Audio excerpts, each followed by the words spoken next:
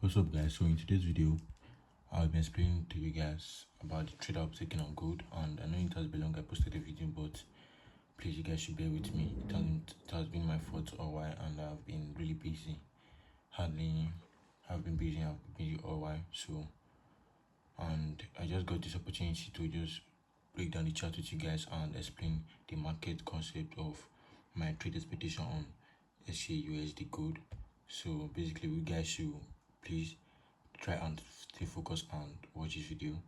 So basically, we've seen in gold that we've seen that this is basically the 4-hour time frame, as you guys can see. We've seen that gold has been a downtrend, giving us a lower high, then a lower low, then a lower high, then a lower low, then a lower high right here, and a lower low. So gold has lower low right here, then a lower high, then a lower low. So what we are expecting again is then a lower high again to be formed and a lower low. So we will be getting our impulse move, impulse to the upside, correction to the downside, impulse to the upside, then correction to the downside. So what we are looking for now is the impulse to this upside, then we trade the correction to the downside.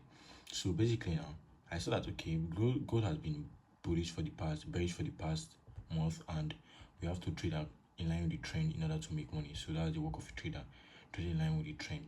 So then what do we have to do? By so saying, we have to draw out our trend line again. So I add my trend line to my analysis, chart analysis. It just made the confluence more strong for me to take a trade from, make the zone more strong for me to take a trade from.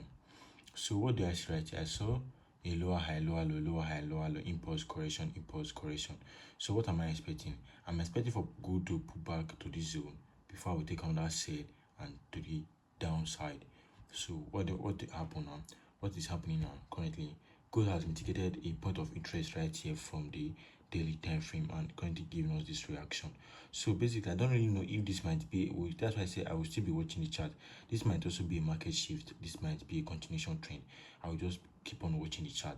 If the chart break, if this new trend that's been formed right here break past this trend line right here, continue up move, then we can know that the market bias has changed. But with that being said, let us focus on the current trend we have right here, right now. So we saw that when price good gave us this move, all we have to do now is to scale. We have gotten our point of interest. We've gotten the zone we are expecting price to bounce from. We saw that price bounce off this zone and give us this move to the downside. We saw price bounce off the zone and give us this move to the downside. So what do? We go down to lower time frame to look for our point of interest. So that was when I dropped down to the 2 hours time frame. Then this is where our rule of picking a point of interest. So in the 2 hour time frame, we are looking for what? To trade continuation, we are looking for a double break of structure. So basically, this is a form of a market structure shift. So you know that now this price is giving us different weird patterns. So all we have to do is to follow the market, trade as the market is providing opportunity for us. So what do we have right here? I saw that when price was approaching this point of interest from the higher time frame that caused this correction move to the downside, what did it do? This is where I saw my upward trend direction. So what did I see right here? I saw that price gave me a higher high. I seen a higher high, then a higher low, then a higher high to the upside, then a higher low, then a higher high, and a higher low, then a higher high to the upside. Then price can fail, taking out this low, closing below this low, giving us a multiple break of structure, but I am using it as a market structure shift. It's a multiple break of structure, but because this candlestick take out this low, and this low right here, which is a multiple break of structure, but to me, I'll be taking it as a market structure shift. So right here, I saw that price has given us a market structure shift. Our rule of point of interest, our rules of picking a point of interest, this is where it comes in place. So rule number 1 says there must be an MSS or a multiple break of structure. So basically, what do you have right here? We have an MSS right here. So rule 2 says there must be an liquidity or inducement protecting it. There must be a liquidity or inducement protecting it. So what do we have right here? What's our inducement? Our inducement is the first valid pullback that happened after a market structure shift or a double break of structure. Our inducement is the first valid pullback that happened after a market structure shift or a multiple break of structure. So right here, we got our market shift. You can use it as a multiple break of structure. We got in our market shift. Then our inducement, which is the first valid pullback. How is this inducement valid? We saw that when this candlestick right here closed, I'm coming. We saw when this candlestick right here closed, this big bearish candlestick that took out this low. When this candlestick closed, it gives us a pullback to the upside right here. This pullback it gave us the pullback it gave did not close below this candlestick low. Let me make it understandable for you guys. This pullback it gave us, we see right here, this candlestick that came out after this bearish candle have closed, this bullish candle that came out did not close below this bearish candlestick wick. So it didn't even close below the body because they are equal. So it means our inducement is still valid. Our inducement is still protected. So the rule to say the inducement is the first valid pullback that happened after a market structure shift or a multiple break of structure. So we have gotten our inducement. Then rule 3 say your point of interest should be unmitigated, which means your inducement should not have mitigate your point of interest during that pullback. What do we have right here? So let's zoom in for you guys to see. Let's zoom in. So right here we saw that when price came, this inducement it mitigated this zone, it mitigated this zone and this zone, which means this 3 zone right here has been disqualified.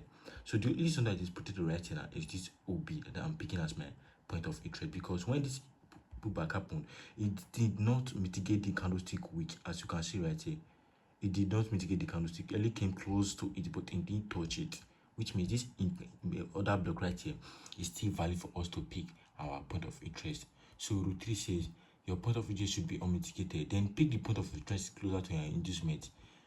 POI 1, which is this one, POI 2, and POI 3. Which one is valid? POI 3. So that is where we are picking this OB as our point of interest. And notice that this other block right here is still merged with our higher time frame trend line liquidity. So we don't only have one trade confirmation, and we have one, our market shift, our inducement, our point of interest, and this trend line liquidity, which makes this zone a valid POI to trade from.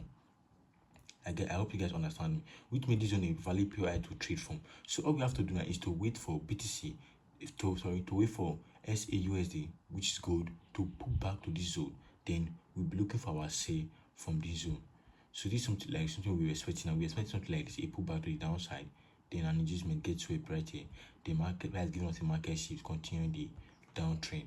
So this is something we'll be expecting for this XAUUSD trade setup. So I hope you guys understand the quick chart breakdown I just did, and if you don't understand it, please comment down below. And I'm still trying to make the video quality better, and I don't have a heavy tab yet, so I'm still trying to work hard to get one so that you guys can see the chart properly. I'm just doing screen recording right now, so I'm videoing my screen just to teach you guys, to put some knowledge out there for those who are willing to learn. So I hope you guys enjoy the video, and I hope you guys learn something from the video. And if you don't still understand what I say in this video, please comment down below, and I promise to break it down in the next class. And